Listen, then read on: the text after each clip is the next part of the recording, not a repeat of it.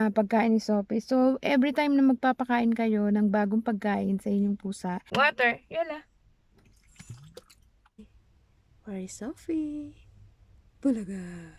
Hello.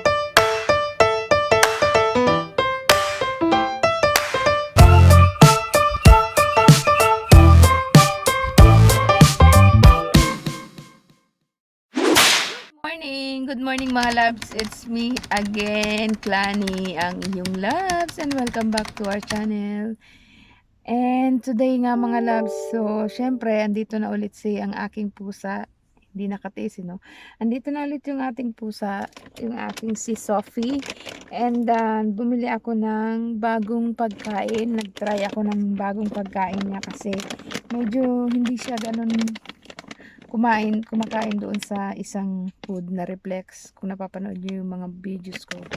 And today is itatry ko yung pagkain na to ng made from USA. Ayan, natural balance, and tingnan ko kung magugustuhan niya to in a first smell. Kung sa unang amoy magugustuhan niya kung maubos niya yung pagkain. But of course, para hindi siya magkaroon ng upset sa stomach o magkaroon ng diarrhea or magkaroon ng something na result, is kailangan i-mix natin to sa old niyang pagkain. So, let's see kung anong magiging result.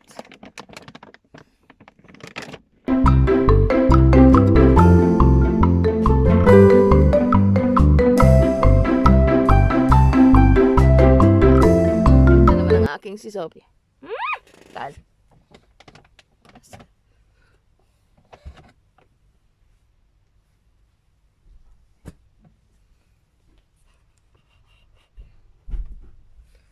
So, ayan, may kutsara tayo dito. So, syempre, ito hindi ko naman ginagamit sa food. So, bali, ito yung Reflex, yung una niyang pagkain. I-mix natin siya with this one. Ayan.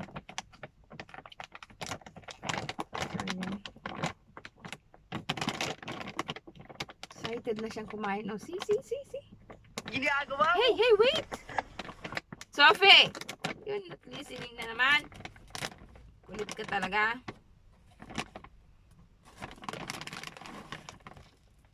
Ay, medyo malaki yung pieces.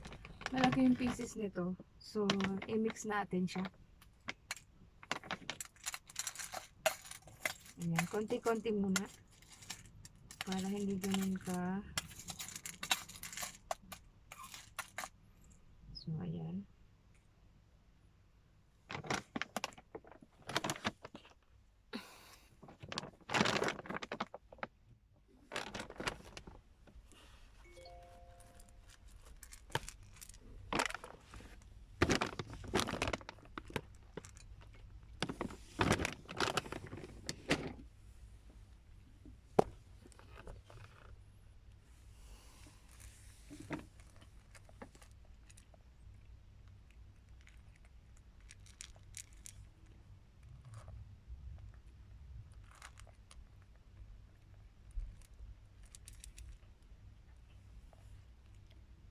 Yala, eat here.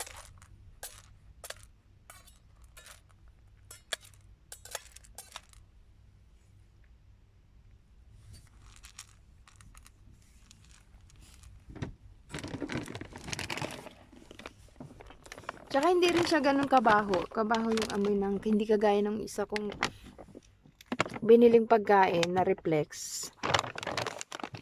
Is ito, yung Reflex is ang tapang ng amoy. Kaya, ayan siya. And ito, medyo okay yung amoy.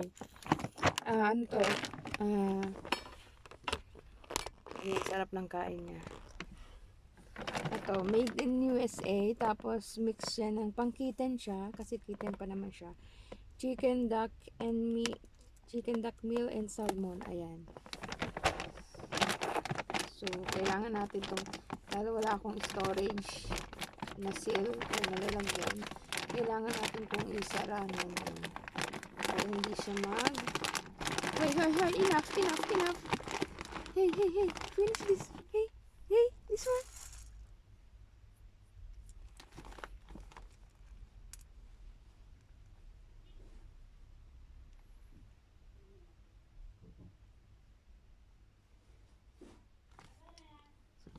Nakain. Nakain, te. Dito. Sophie! Here, finish this one. Nakain nga. Ano kinakain? Pinto mo yan eh.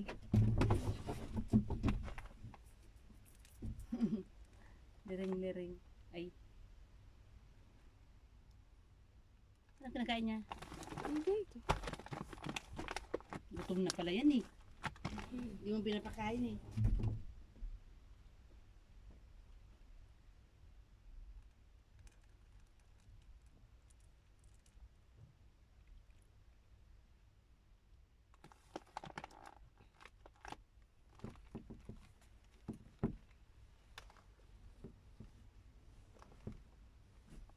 Yan lang, this one, finish it. Tapos, lagi dapat tayong magkaroon tubig. Ayan, para anytime na mauhaw siya o pagkakain niya, mayroong tubig. Yala, eat. Here.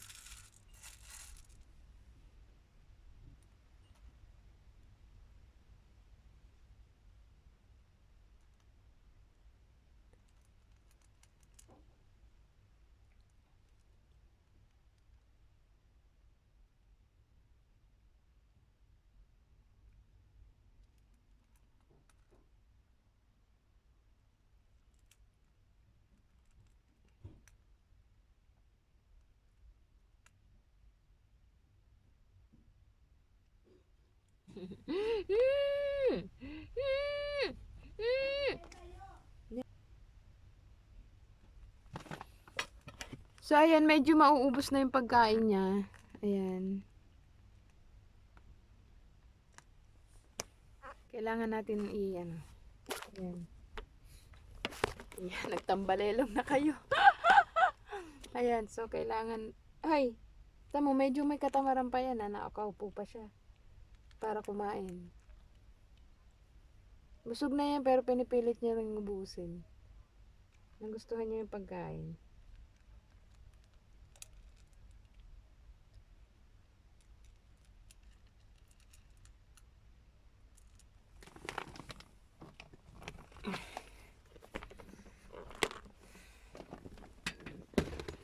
So, kailangan natin i-seal ang ating pagkain niya. Ayan, i-seal natin. Ang gamit ko para kasi nga, pwede ring tape. Kaso, pero mas okay to. Yan, ginagamit ko siya, tinatay ko siya dito. Hey, Sophie! Aba, kainin mo yan. Or tape, para mag-seal siya, or tape. Ayan, para ma-seal yung ating, nakatali na siya ng ganyan. Di pa kasi ako nakakabili ng storage para din ko ilagay yung mga pagkain nila. Pagkain niya. Sophie, enough! Finish this. Finish.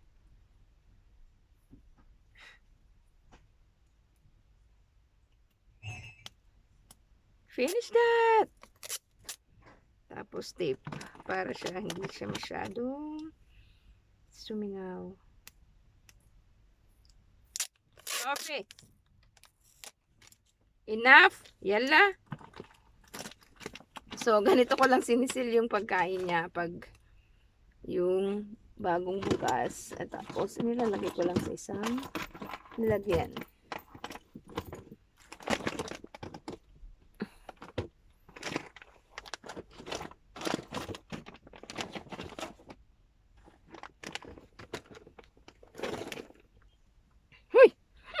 Done? You're done? You're done? Ayan na ang aking si Sophie. Tapos na siyang kumain. Tapos na kumain ng habibi. Medyo makulit na naman. Yala, i-finish this. Yala. Uy, tapos na siya. O, Tal. Water.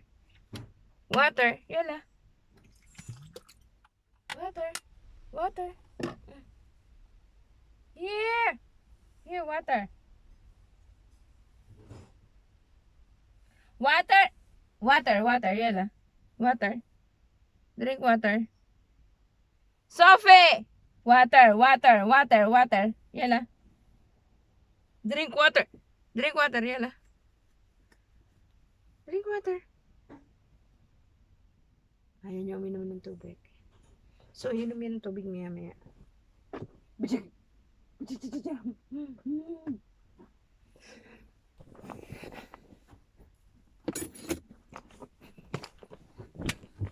So, anyway, mga loves, at yun nga po yung ating... Wait. So, anyway, mga loves, yun nga yung ating pagpapakain ng bagong pagkain. It's a dry food.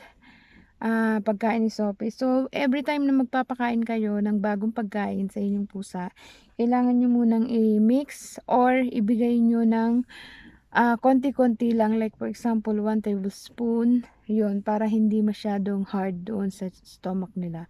Para rin yung para rin yung baby na pag binigyan nyo ng pagkain na hindi na tunawan, mag-jebs din yan. Kayo din naman mahihirapan maglinis, diba? So, yun nga mga loves, ang ating journey sa pagpapakain ng ating pusa. Medyo magastos din talaga kapag may alaga ka. But anyway, nakakalibang din na mayroon kang alaga. So, yun na siya. Uminom na siya ng tubig.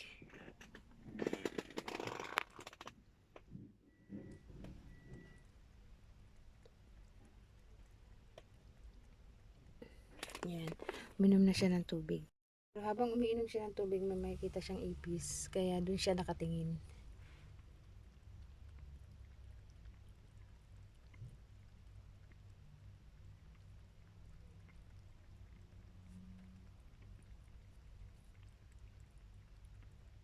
Ganyan na siya kalaki ngayon.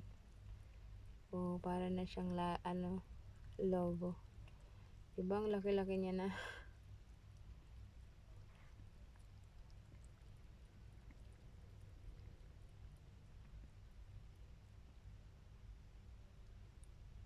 Tapos na? You're done, Sophie? Sophie? Finish? May muta pa. Tinahanap niya ng ipis. Okay, nagustuhan niya yung pagkain. So, tatapusin niya na yan.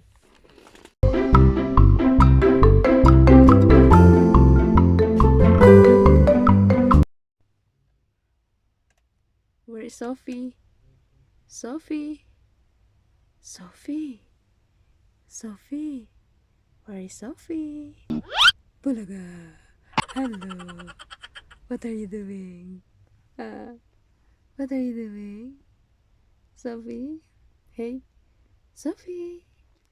Sophie? Where are you?